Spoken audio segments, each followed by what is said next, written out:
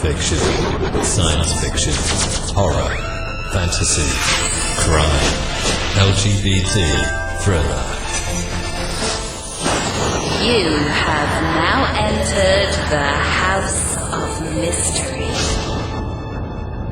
with your hosts, Eric Shapiro, David North Martino, John Copenhaver, and Al Warren. Heard on KCAA 106.5 FM Los Angeles, 102.3 FM Riverside, and 105.0 AM Palm Springs. Thank you for joining us at the show. Well, thanks for having me. I'm really excited. Before we get into our conversation here, I want to know kind of a little bit about your history. Like, I know what you've done, and but a lot of listeners might not. So Sure. So kind of you're a filmmaker, and kind of where you've been working. What have you been doing? Yeah, I ever since I was a kid, I was raised on a healthy diet of horror films. Thank goodness to my sister, who started me off with all the classic Universal horror films, and then I graduated to slasher films. So, you know, I always had an intense interest in not just horror films, but I think in the macabre in general. You know, everything from the writings of Edgar Allan Poe to, you know, Halloween being my favorite, you know, holiday, and if you could call it a holiday, you know, always had an interest in the darker things. That was just me. I always was fascinated more by the villain. I was always fascinated more by the Joker than Batman, you know, and I enjoy each aspect, heroes and villains, but I'm always more fascinated by, and I think the general public is always fascinated more by the villain, because, you know, in order to have light, there's got to be dark, and vice versa. So, was always interested in those. When I was a teenager, I started doing special makeup effects, and you know, of course, you know, had a love horror films. You know, that kind of went hand in hand. And the friend of mine, my best friend, who was also doing makeup effects with me, his father was a detective at the Chicago Police Department when Dahmer was arrested. So he had these photocopies of all the photos that Dahmer took and the complete confession that I had, you know, been able to see, and it left such an impression on my mind later that when I went to college, I made a short film based on the confession of Dahmer and the photos that I had seen, because even though I had known horror films such as Psycho, I never really knew, you know, some of these films are based on real people, and, you know, I didn't know there was an existence of these people. I had heard little of them, but my knowledge was mainly of movie monsters, you know, and you know, fake psychos. So I decided to change course. Instead of going into special makeup, I decided to become a filmmaker, because I love film so much, and I thought, you know, this is something that I could do. And then I went to Columbia College here in Chicago, and went to their film program. And while I was there, I was researching Chicago history, and I came across the story of H.H. Holmes. Well, it was mainly about his building, which, of course, is fascinating in itself. But when I read Harold Checker's book, Depraved, that's when I thought, wow, now here's somebody who went to medical school and had 3 wives and mistresses and, you know, really was an evil genius. And that, you know, even fleshed out his character more for me. And I thought this would be a perfect springboard once I graduate college to do a film on H.H. Holmes, because no one had ever done a film on him. There were some books, several books about him prior, but I thought, you know, it was amazing. So rather than, you know, having a multi-million-dollar budget to do a feature film, I decided to do the truth story and research a documentary. And that kind of, you know, I fell into this niche of making serial killer films because I started researching serial killers, and of course I had heard of Gacy, you know, and Manson, who isn't even a serial killer, or Tex Watson was, but, you know, Dahmer and some of these, Ed Gein and these creepy serial killers, and I thought, you know, this is reality horror. And I always had an interest in horror films, and I thought, well, maybe I could combine that with researching these true cases and research the history of the time period, the psychology of these serial killers, as well as, make it, kind of like a feature film in those regards and do reenactments. So I followed Holmes up with Albert Fish, who is an elderly cannibal, killing and cannibalizing children in New York in the 1920s. And then I followed that up with Carl Panzram, who was a lifetime prisoner in these early jails and prisons who was abused, and he wrote his life story for a jail guard in 1928, telling people how he was created. And then my latest film was serial killer culture, because I had met, through my journeys, I had met artists and murderabilia collectors and forensic investigators. So I thought, well, why not put them into a film called Serial Killer Culture, because there is this culture of people trading objects and reading books about serial killers and people making films about serial killers. The whole law enforcement system, all of these people could fall under the umbrella of serial killer culture. And that's the latest film. Several of those are on Netflix now, and I'm currently working on a documentary on Vincent Castiglia, who's a New York-based artist who paints in his own blood as well as the blood of his collectors. So I'm still kind of, on that macabre journey. If it has to do with, blood or murder or serial killers, I've always been interested in those subjects. I was a lover of Hitchcock films ever since I was younger. So, and it's, it's a pretty universal interest. I think everybody's interested in it to a certain degree, Do you have a theory on why you think that is? I think it's because we don't come across these things in our day-to-day lives. Unfortunately now we're hearing more about these mass murders and school shootings and workplace shootings. But, still on a day-to-day basis, we go to our job, we come home, we eat dinner, we watch the Late Show. That's about it. And when we hear these stories of cannibals or multiple murderers, it is so, far out from our own, grasp of reality. I think we're fascinated by it. You're going to see something like this on TV after you've just come home from work or had a long day. Some people want to ignore it, but the majority of the people will turn up the volume and say, well, what is this?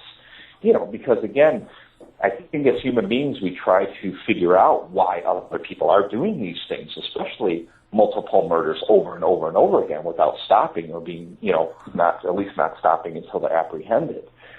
So, again, I think it's always been a universal human fascination, going back to the beginning of time. And there's quite a difference between, let's say, the mass killings, like what's going on with the schools, and serial killers. That's kind of a different animal there. Yes.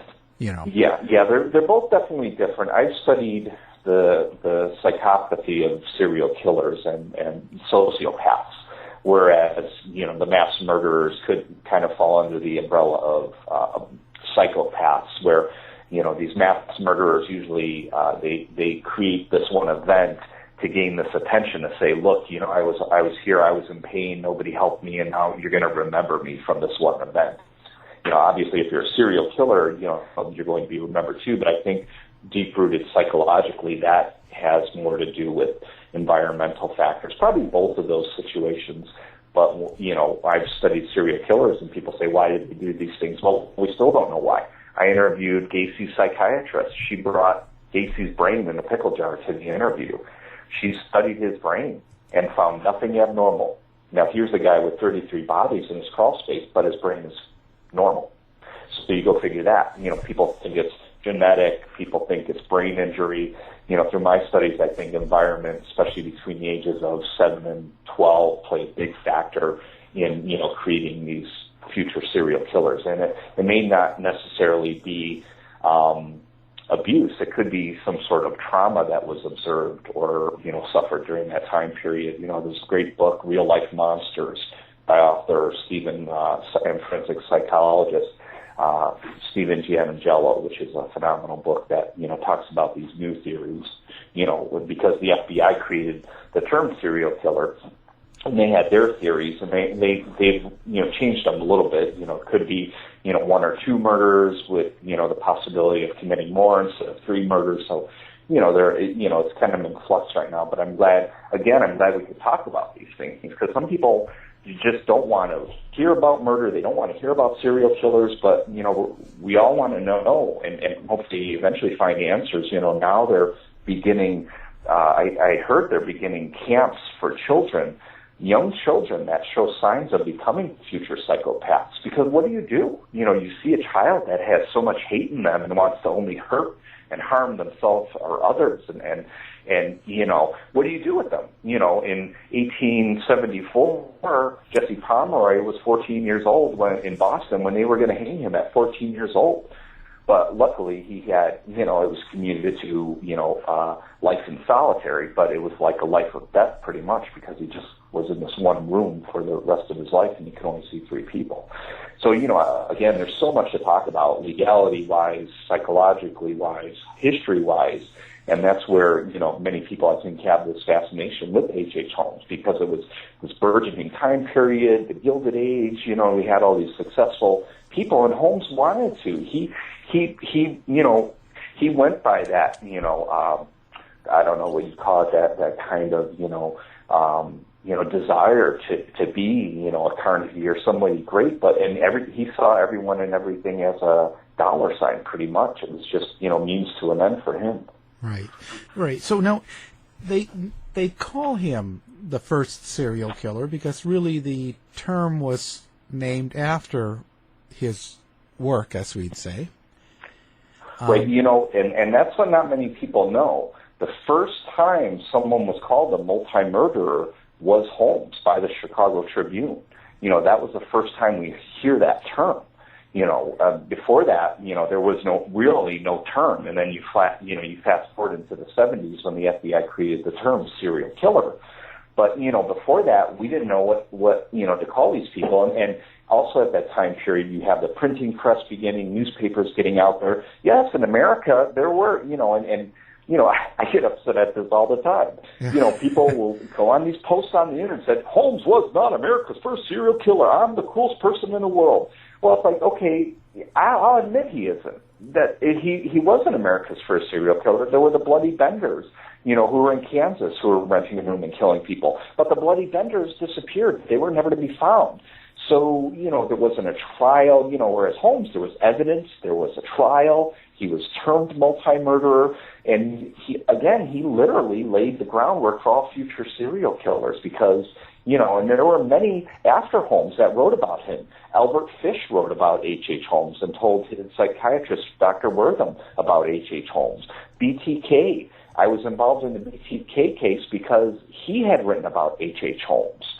So, there some of these serial killers do know about their predecessors, and some are, just oblivious of it, and they just do their murders. Like, I don't think Dahmer was a big fan of all these serial killers that went before him, but there are some that know of them and may even want to top them. So, again, you look at Holmes and what he did, no other serial killer in history constructed a building basically to, get rid of his human victims. That's a pretty big feat. Now, so when at that point, okay, so now H.H. Holmes, when he actually built got that building for the World's Fair, was that the first time had he ever murdered before then? Well, it's unsure exactly when murders began. He began his life insurance scams when he was at the University of Michigan. That's when he began getting cadavers, and he had a friend that he would disfigure the cadaver, and a relative, he would have the friend take out a life insurance policy on himself. A relative would come forward and say, yeah, crying, I can't believe that's my brother, yes, and they would all split the money, and his friend would go into hiding. So, he had access to these cadavers and corpses at medical school. So, not much is really known about Holmes's childhood or his early days. And I'm sure he wanted it to be that way because he was a big-time master manipulator, and such a forward thinker that, people ask me, well, he had 3 wives. Why didn't he kill any of his wives? He killed the secretaries or, mistresses. Well, it's my theory that he was such a forward thinker that he knew if eventually he was apprehended he would need somebody to say something good about him. Now, his second wife, he set up in the nice suburbs here in Chicago and met in a nice house with their child. What was the first thing she said when the press came to, investigate after Holmes was apprehended? Well, she said, I don't know what he does in that building in Chicago, but he never harmed me or my child. Well, of course she's not going to say anything. That was a deal that they kind of had, So, there are many things we don't know about the case. There are definitely things we do know, but there are things we don't know. Holmes may have began when he was a child. There are stories maybe he killed a friend of his when he was a young child, or, in college, he might have done some murders when he was doing these life insurance scams. But we really don't know. We can't pinpoint, this is the first murder. It's very difficult to pinpoint that. But there are definitely people that disappeared while he was operating this castle, people that he was involved with. And that's where the author, Harold Schechter of Deranged, says he could say he believes definitively at least 9 people, if you want to put a number on it. Holmes confessed later to 26. One of the people came forward later and said, I'm not murdered. So, with these serial killers, too, they want to throw a wide net and say, I've killed 60, 26, 60, 100, 300, but then where's the actual proof? And Holmes may have killed hundreds. We don't know. I think, it may have been a little difficult. He was a pretty busy guy, with his wives and the building and the fair and, scams and all these things he was doing. But, he definitely was a serial killer. Yeah. And so when he started, his whole purpose of the hotel was to kill people. But was he killing them for the thrill of killing, or what was his angle there? Well, and that's the thing. Some serial killers you could see a direct motivation. Like I was talking earlier about this Carl Panzram, who I can't even prove that he was a serial killer, and I've done a film on him. But my film studied more about what maybe created him as a psychopath.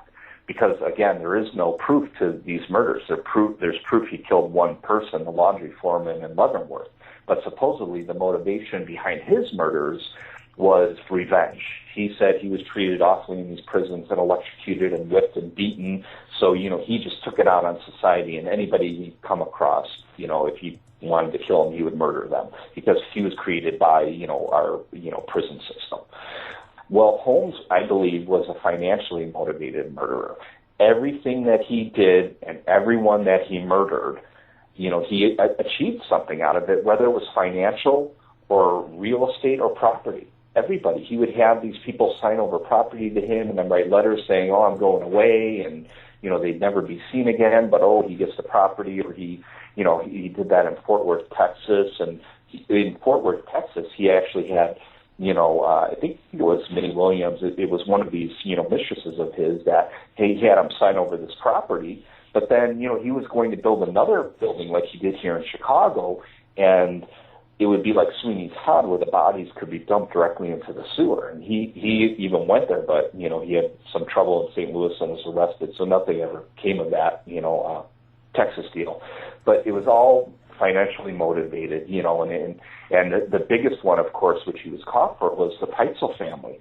I mean, he murdered the husband and 3 of these children, and he wanted to wipe out the entire family so that he could keep that entire life insurance policy benefit money for himself. Initially, he did split it with the family, but he wanted to murder all of them so that he would get to keep it all for himself. So, he would do these life insurance scams, real estate scams, property scams. He would, again, it was almost always after he achieved some sort of financial or property gain. Wow. So it was and it was men, women, or children, unfortunately. And that was the worst part about it, that these children were caught in the middle of it. So that's kind of bizarre as we know serial killers today, because most of the time they tend to have some sort of MO. They like a certain type of, the way a girl looks, her hair color, her age, or in the way they kill people. It's, they have kind of a lot of the same, ways of doing it. So he didn't really care if it was man, woman, child, didn't matter. Person-wise, no, but he did have the same MO, the same modus operandi, where it would, again, it would have to be a financial gain plus his methods. He was a very hands-off serial killer. Almost everything he did was either gas or burning. When you look at these things, he would gas people to death, or when they were knocked out, chloroform or burn them. Some people experts believe that even murder can be a form of communication when the murderer is communicating with the victim by either strangling them or stabbing them. There's this connection there. Whereas Holmes, you could kind of see his whole attitude, and that was him, like, I'm very hands-off. I'll trick these two little girls into getting into this trunk, and then I'll lock it, and I'll put the gas line, in there and asphyxiate them. So, he was this and again, his attitude was, being highly intelligent, pretty much a genius, that he was above everyone else. So, I think, his MO was the fun, the planning of it. He could have murdered Benjamin Pitezel at any point he wanted to, but he knew he was going to be that pawn, that he was going to be there when he needed him for this life insurance scam. He had that in the back of his head. He could have murdered him in a second at any point, but he didn't. Why? Because he saved him. And so everyone to him was a pawn, whether it was a wife, a supposed friend or business acquaintance, just waiting for the right time where he could, either use them for a scam or possibly murder them and, get money out of it for a scam in some way. So it was about the money. Yes. In the big picture. But now, exactly. But now, from what I heard, now in the bottom of the hotel, he had, as they'd say, operating room, torture room, whatever you want to call them, and he actually was doing things to their bodies. Well, and that's, there was someone that had worked in the castle testified, or gave testimony to a newspaper that after Holmes had murdered one of his victims, he was instructed to take this female skeleton to either the Hahnemann Medical Museum or one of these universities or medical schools in the city. So, Holmes, again, being an evil entrepreneur, and you look at this building, which was devised in ways where he could throw a body down a greased chute or have them carried down a secret staircase from his third-floor office. So there were many ways these bodies could get from the third floor into the basement, but they did find a dissection table. They found a crematorium that Holmes claimed was for glass bending, because that was very popular at the time. And then they found quicklime vats and acid vats, and there was eventually some sort of little explosion in the basement when they were investigating it because there were these gases that were released from a tank. So he did, supposedly what he did was, he would take these victims and that stayed there during the World's Fair and take their money and valuables, because of course they would just arrive there, and there were many people that were missing or disappeared during that time period, and he would take their money and valuables and, sell their skeletons to medical schools. And that's, how do you document that? And people say, well, how did he get away with that? Well, and, who knows, at that time period, it could have been a handshake. I'm a doctor, you see my business, I have this building, there are many unanswered questions, of how he went about these things. But, again, he was definitely a devious entrepreneur. Yeah. Yeah. And so what was going on in the sense that, okay, so he's doing this. He had help because he had employees that were working with him. So now, in a way, weren't they involved, or didn't they at least know? Yes. So didn't they know they knew it was going on? Yeah. And there's a theory, which I have an interview that I've never released, but I've videotaped an interview with the author, Ellen Eckert, and he wrote a book on Holmes called The Scarlet Mansion, which is excellent. He he researched the case thoroughly, but he creates it like a fictional book, so you're not reading like a true crime book. It reads like a fictional book, with dialogue, but he said, almost everything in there, 98% was taken from existing resources, newspaper excerpts, anything he could find. And when I interviewed him, it was his belief that he had some sort of proof that Holmes' second wife even knew somewhat about what Holmes was doing. Who knows how many details she knew, but he believed that. And there were several workers in the castle There was a janitor that worked in the castle, and some people think maybe even Pitezel knew about, he was Holmes's right-hand man, so maybe he knew about some of these things. Again, to what extent? Was it the actual murders? Was it just, the scams? Was it covering things up? Not much of that is known in detail either. But, don't forget, after he was arrested, the top floor, someone attempted to burn the castle down, the building that, he had created. And now no one knows if it's like the Adine case where it was just local people that wanted to wipe it away, or was it a cohort of Holmeses who Holmes had instructed, okay, if anything happens to me, burn that building down because I don't want them to find a trace of anything that, they may be able to come after me for. And then that brings up the other part. What about his family, his wife? Well, which one? Yeah, well, that's he was married to 3 women at the same time. Yeah, he had a wife, his first wife was in Gilmanton, New Hampshire, who he had left when he had went away to college in Michigan. Then he had met Myrta Belknap. That was his second wife, who he had the child with and lived in the suburb. He had her set up in the house here in the suburbs in Chicago, and met. And then his third wife, Georgiana Yoke, was this young woman in her early 20s that he met at a department store and married her. And she was the one that went with him on this whole kind of Midwest journey, traveling with these Pitezel children, figuring out a place where he could kill them eventually. So, and I don't believe Georgiana Yoke really knew anything. I think during the journey, she suspected things because at the trial she'd say, well, he'd come in at one point, sweaty and flustered and, seemingly in a rush, and we had to move from place to place. So I think she probably wondered, well, what's really going on? But who in their right mind, whoever would think that? Oh, yeah, well, my new husband that I just married is a businessman and, a medical expert / doctor. Well, he's killing everybody for profit. You would never think that, I guess, especially at that time period.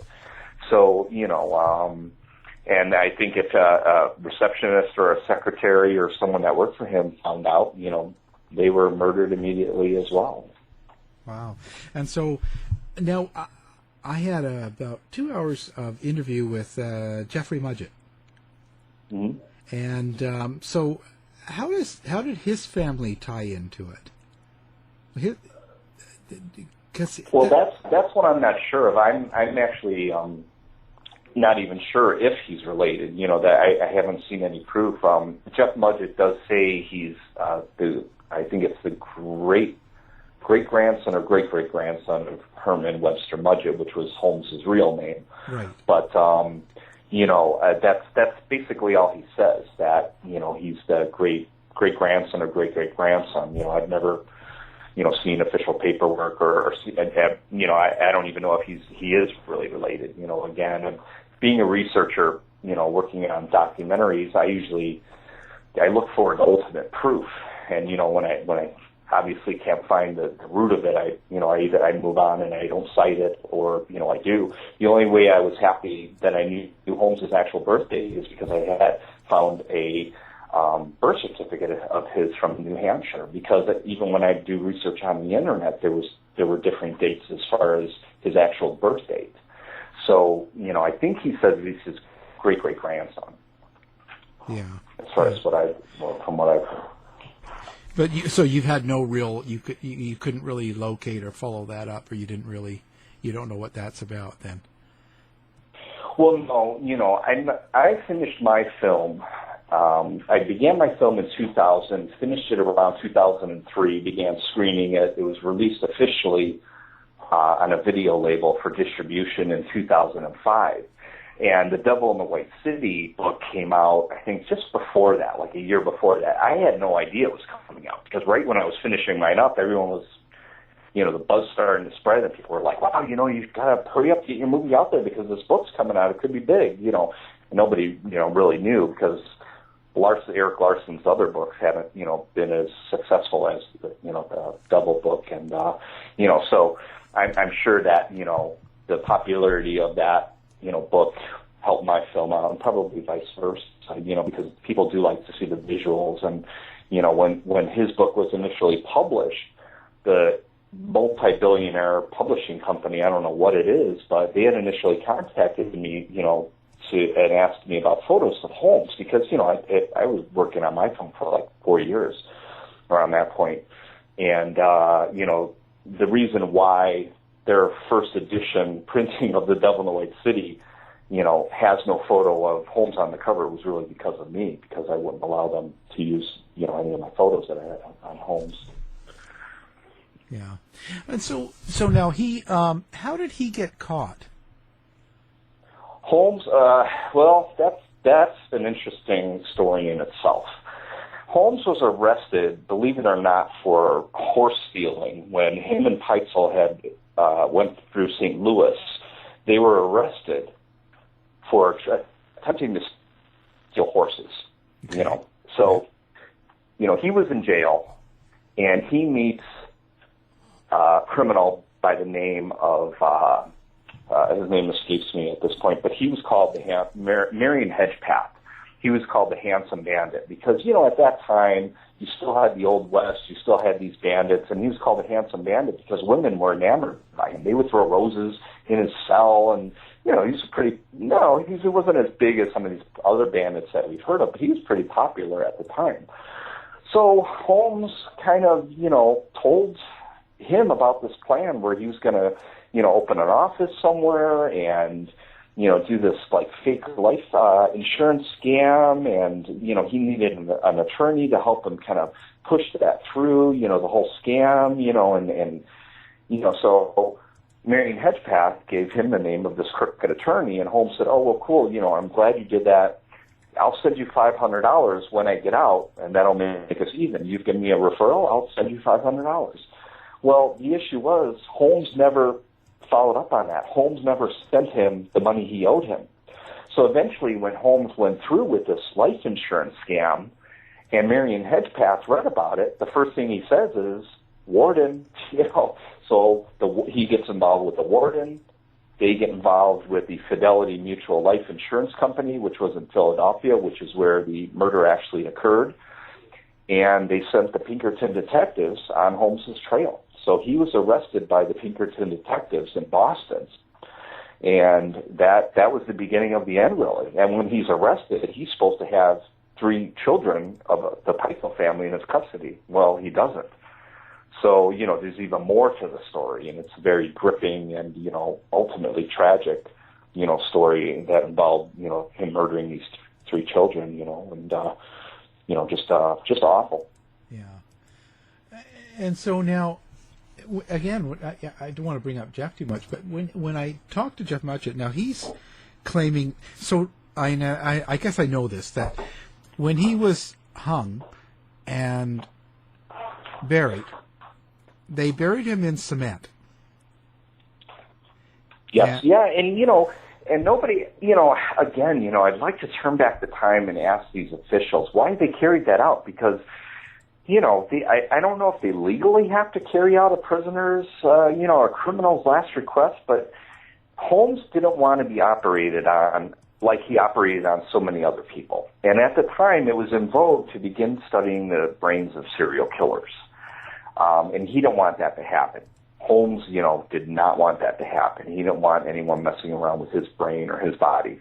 So his last request was that he be buried 10 feet within the ground, concrete poured on top of him in his casket, then more concrete poured on top of his on the top of his casket, which supposedly they carried out. And, he's buried in Holy Cross Cemetery in Yeadon, Pennsylvania. I went there and I went to their office and they said, okay, here's the list of graves and his grave is here. It's unmarked. And, it takes a while to find it because you're just going through this huge graveyard. But eventually, through the map that they gave me, I found it, and it's just a little piece of land. There's no marker on it whatsoever. But supposedly he's in there under 10 feet of concrete. Oh. Well, because that's what Jeff was saying, Mudgett, that he was, they were petitioning to have the body taken up, and they want to test his DNA against him. Yeah, that would be interesting. It would be interesting to see how you'd get this block of concrete out, and then actually, if there was concrete poured on top of him, get into that. I guess it would be like Jurassic Park, right? Where you have amber and you're drilling into the amber and you pull the blood out. Is it actually him? I don't, to me, I don't doubt it for a second. I mean, I can't, there are newspaper drawings, I've researched that show Holmes, being led to the gallows. There are newspaper reports, so I don't, I don't dispute that in any way whatsoever. That is Holmes in that grave. I don't see why it wouldn't be. Well, he's sort of claiming that they don't think it is Holmes.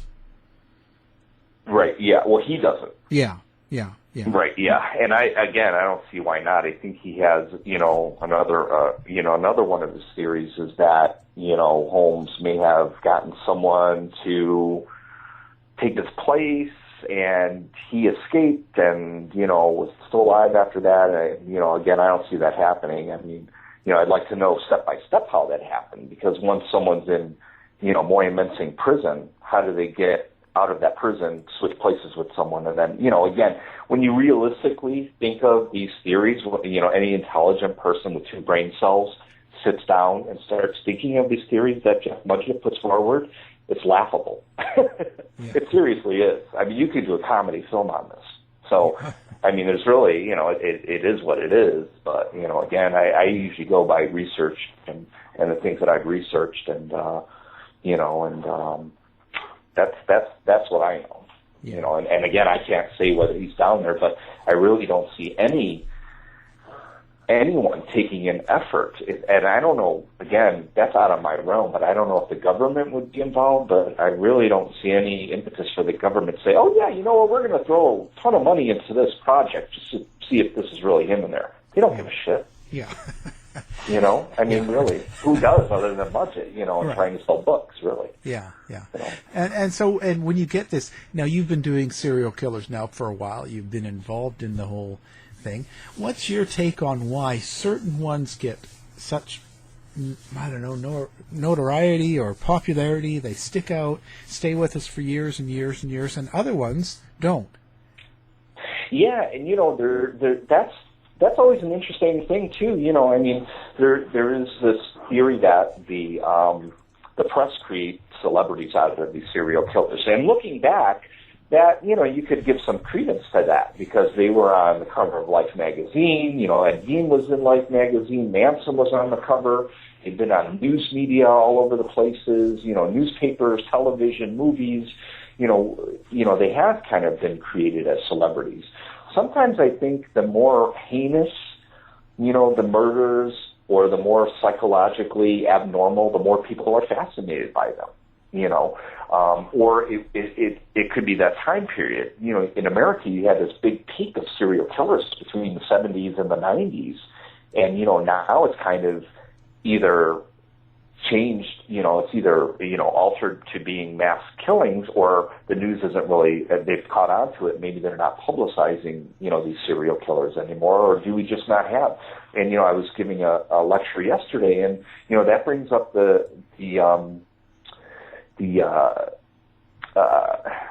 I'm trying to think of the word. It's not the psychological. It's the social aspect. These trends in society. That we have, whether it's things occurring during these time periods. But again, why was there this big peak between the 70s and the 90s? And before that, yes, there were serial killers, and yes, there are now. But why was it at that time period in America?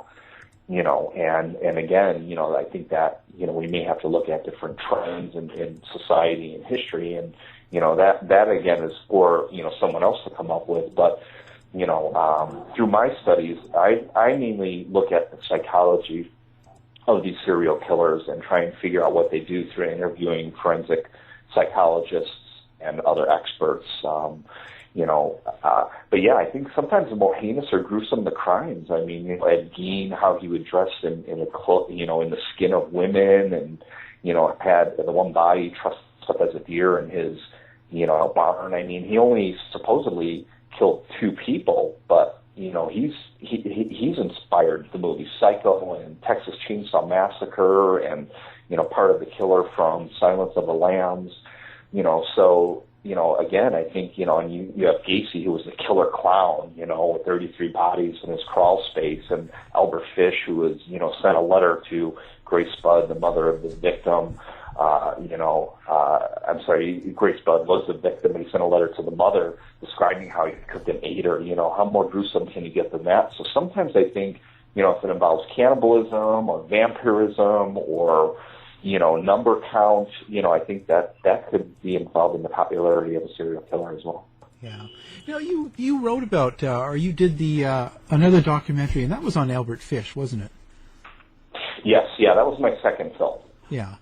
And when you were doing something like that, or when, of course, something in more modern day times as compared to Holmes, do you go out and do you ever get involved in the storyline, as in meeting the people that were involved, or the family, or friends, or anything like that? No, I've never done that. And because these cases are so long ago, there isn't really that much of a direct connection. Usually, what happens, and this has happened in all of my films, while I'm making it, when the website is up or when the news hits that I'm making it or finishing it, I'll be contacted by, a descendant of the family. Yeah. I had actual personal checks from Mudgett's in New Hampshire that bought the Holmes DVD. And, these were the descendants of the serial killer, Yeah. And I had Pitezell family, the victims' families that were buying the DVD and had gotten in touch with me. And they all said, we're glad you're telling the story because, again, I see it as history and these stories should be told. And, there are important lessons to be learned. And Albert Fish was the same case. I think it was when I was making the film, a descendant of the family living now said, I just wanted to let you know, I don't want to be a part of the film. I just wanted to let you know that, that we're still out there, and I just recently had a baby daughter, and, again, and the same thing with Carl Panzram, some of his descendants. And they're a little excited about it, too, because it is part of their history that they've either heard, a little lore about or these stories told.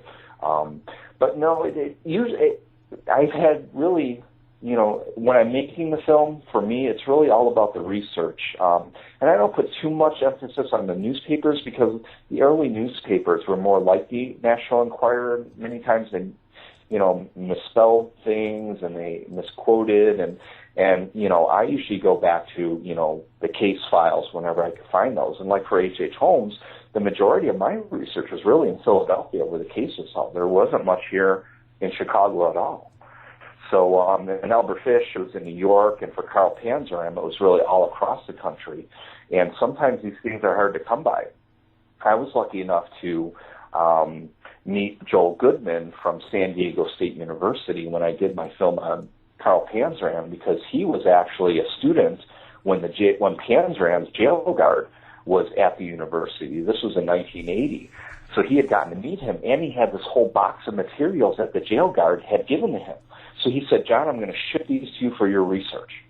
So things like that, I get lucky, and it's nice that people are helpful, that they want to be, that they do want to help with the film and the cases to have the truth and the true story out there. Yeah. Do you ever get any negative?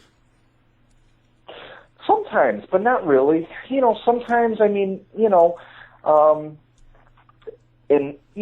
get, either emails or, obviously it's easier to, for armchair critics to write things on, on Amazon and Netflix. They put their little 2 cents in there. But, there are some that, it's harder to criticize something intelligently. So there are people that will just throw, this is stupid. But then, some people say, why we shouldn't hear about Carl Panzram's story. Forget it. We shouldn't. This is just garbage. This man is just full of hate. But Panzram's lesson, the reason why I was so fascinated by Carl Panzram was because, there are few, if any, other serial killers that I know of that tried to leave us with a lesson. And through his writings and his autobiography, he said, here's how you treat children so that they don't become like me. Teach them these words, but not just the words, what the meaning of the words are: truth, love, caring, hate, all these things. And And there was even more to that because he was involved in these prisons and jails his entire life. So, he had just as good of an assessment of the penal institution and, prisons and jails and law enforcement as anyone working in the industry. He made an interesting point. When you read his writings, you're like, well, for a sixth grade education, you have some points here. He said, who really profits off of, crime? Is it the criminals when they get locked behind bars? Well, it's the actual law enforcement system. Because without the criminal, they'd all be out of jobs, and so they're in a way profiting off of it. And, he makes these interesting, little tidbits in his writing, and he's very eloquent. Yeah. But, and again, researching that took me all across. I went, to several prisons, Leavenworth and Clinton Prison and Dannemora, and man, just oppressive institutions. Wow. Yeah, and then you did this serial killer culture. So is that kind of like an overview of everything? Yeah, it is. It has some bios of serial killers, some actual footage of serial killers. But what I wanted to do, my intention was to give some of these collectors, these memorabilia collectors, and these artists their opportunity to talk and tell their side of the story. Because what happens is the news media covers it, or if other people cover it, they're broken down to a 5-second soundbite where they're made to look like the weirdo, that because they're collecting the stuff or selling it or doing a painting on it or a song on it, they must be a weirdo. But when you watch this film, they're regular people just like all the rest of us. Rick Staten, he's a mortician. He was Gacy's art dealer. He had an interest in collecting this stuff, and it didn't really go beyond that. That was it. Now his place is filled with monster movie posters. He still has some of his collection left, but he's kind of grown out of it. Now you have other people there's a younger generation now that, they either have websites selling the stuff or, and there's a whole debate, is anyone profiting off of it? Are they not? But then I also had artists in the film as well, painters and musicians and filmmakers, just talking about their fascination with serial killers, and why they create their art based on these stories. Yeah. So, Dark History Con, how was that? Oh, that was amazing. Yeah, it was amazing. I mean, second year, up, and I just heard that they are going to have it in 2016. Initially, it began as the crime scene, and there were several of those in Indianapolis, Indiana, that I attended. And then Brian took over the helm and created this Dark History Con, and it's really amazing. In one place where you could go, there was an ex-convict there that is now a writer, that writes for Vice and has published books. I mean, he was in prison for 20-something years for drug dealing, I think. And we may be working together soon on some projects. A very intelligent man. There was Hart Fisher, who published the Dahmer comic, who's the families of the Dahmer victims sued him, and he won that case against them because he published the Dahmer comic. There were, forensic psychologist Stephen Giangelo was there. I was there. There were, other authors and artists and experts, and it was really, to me, it was a phenomenal event, and anyone who would even be remotely interested, in the topic, definitely should think about going next year. There was a young woman that I met from, she came all the way from Washington, D.C., to come to, Champaign, Illinois, just to see the event. Again, you're meeting people, you're having discussions with them, and I think that's the greatest thing. That's why I love going to any of these conventions. I love meeting new people and talking to them, and we could have a half-hour conversation on psychology or serial killers or history or anything in general. And it's a great opportunity to meet the people behind, these books, the artists, and hear their stories too. Yeah, sounds like a very interesting thing, and it should be something that hopefully grows bigger and bigger each year. Yeah, that's what I hope, and it looks like it will. It's in its, like I said, it's in its infancy, so it just takes time, to really, to get everything in order. But it was definitely a success. This latest one was really amazing. I had a great time, and they screened my film Serial Killer Culture. Hart Fisher was there. There were several people involved in that film that were there, and again, it was just a great time, and that's the feedback I hear from people coming to these events. They said they love talking to the guests and the artists and actually meeting them and getting to talk to them one-on-one. You're not watching them on YouTube or in a soundbite. You actually hear their stories, face to face. Yeah, there is always something different about that, Where do you see yourself going now? What's next? I'm doing this documentary now, like I mentioned earlier, on Vince Castiglia. I always loved art as well. I've always been an art lover. I'm also working on a documentary on a Chicago artist that passed away last year who was a photographer, and he actually photographed the Klan he wasn't a member of, but he did photograph them. They almost killed him because they thought he was an informant. He is an inspirational artist because he actually drew his way out of prison, which is an interesting story. He would draw the outside of this prison every day that he was in it, and he was in it for defacing some artwork because they didn't pay him. He painted a billboard, they didn't pay him, so he went back and he splashed paint on it, so they put him in prison for 30 days. Well, 27 days into his sentence, he told the warden, I want to get in front of the judge. Well, each day he would draw the outside of this building of the prison, and it was miraculous. He drew it on a big piece of brown wrapping paper. So he gets in front of the judge at 27 days and said, look, I have a gift from God. I don't belong in here. The judge said, you're right. I'm releasing you right now, but I want a copy of that drawing. Boom, gavel down. He drew his way out of prison. Yeah. Now, and he's a phenomenal, artist too. That, again, he passed away last year, but I'm going to do a documentary on him. So, and I'm writing several psychological crime thrillers, so I want to do feature films. And when you watch my films, they're very film-like. They're reenactments, there's scenes, there's like music that's like a feature film.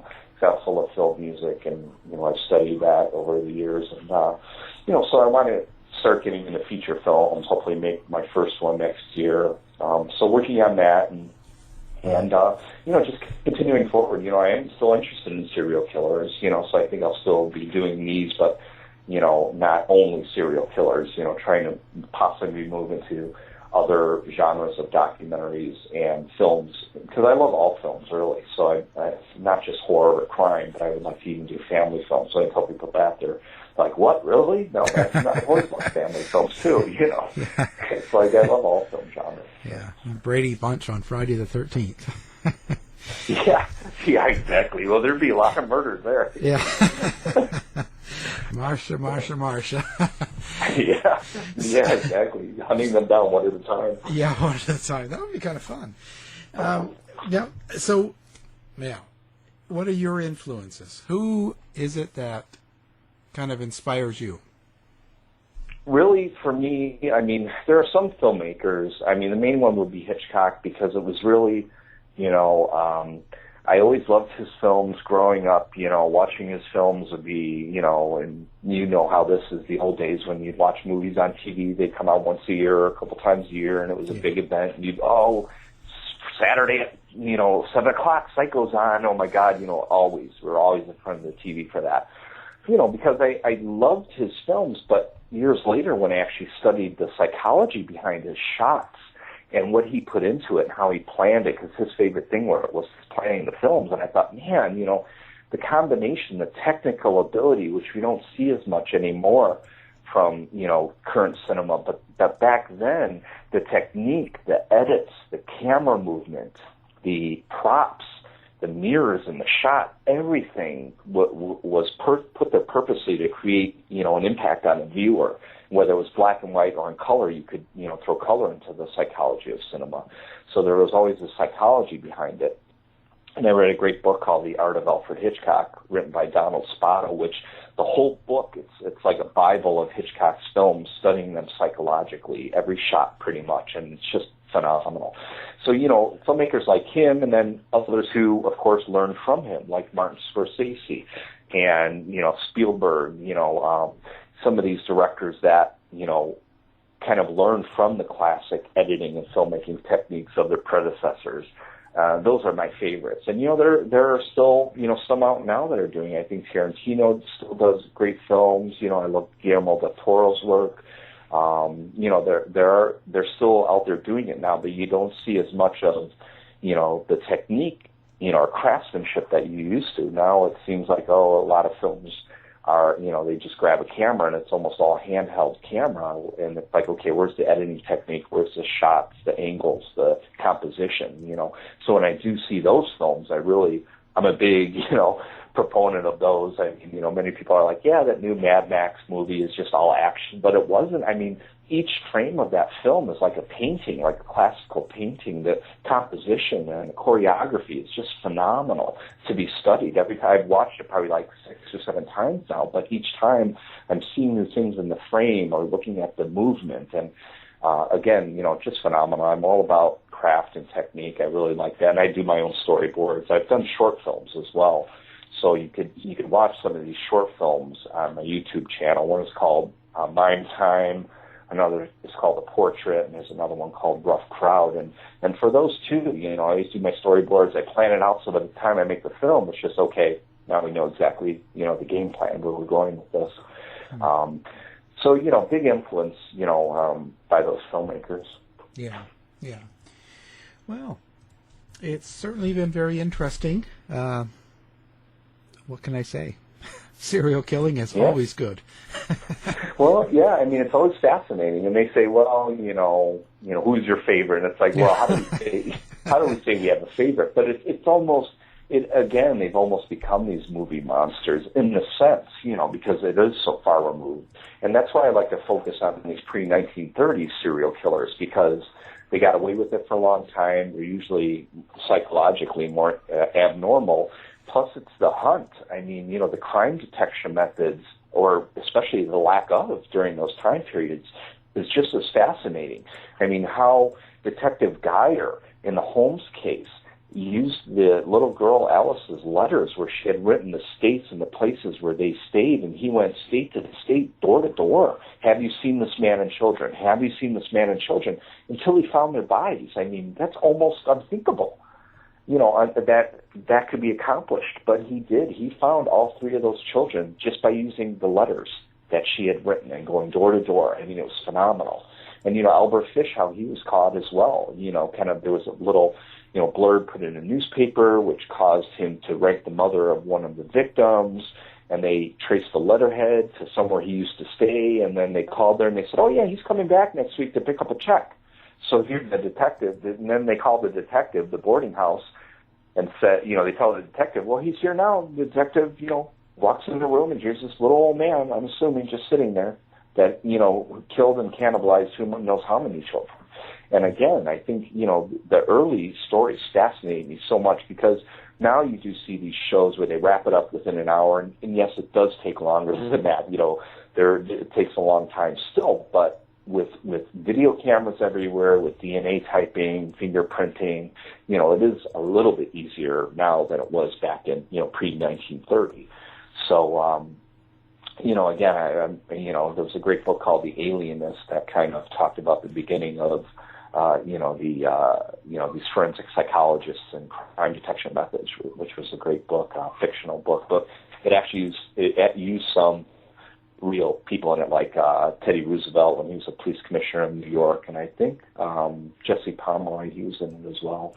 But yeah, I just love I love history. I love macabre things, and who are my favorites? It would probably be Holmes, Gein, and Fish, because to me they kind of epitomize these early serial killers, and the gruesomeness of their crimes are literally what they laid the groundwork for future serial killers. I mean, Albert Fish, I think, was the worst because of, the things that he did to his victims, but he also tortured himself. And I see these serial killers as souls in torment. They don't just wake up one day and say, well, I'm just going to start eating people or collecting their body parts. There's something deep-rooted in their psychology going back to childhood that created them, and it's my job to investigate, to find out what that may have been, or at least, bring up some of those theories. Yeah, it's an interesting subject. Yeah. Well, thank you very much. Yeah, anytime. I'd love to be on again.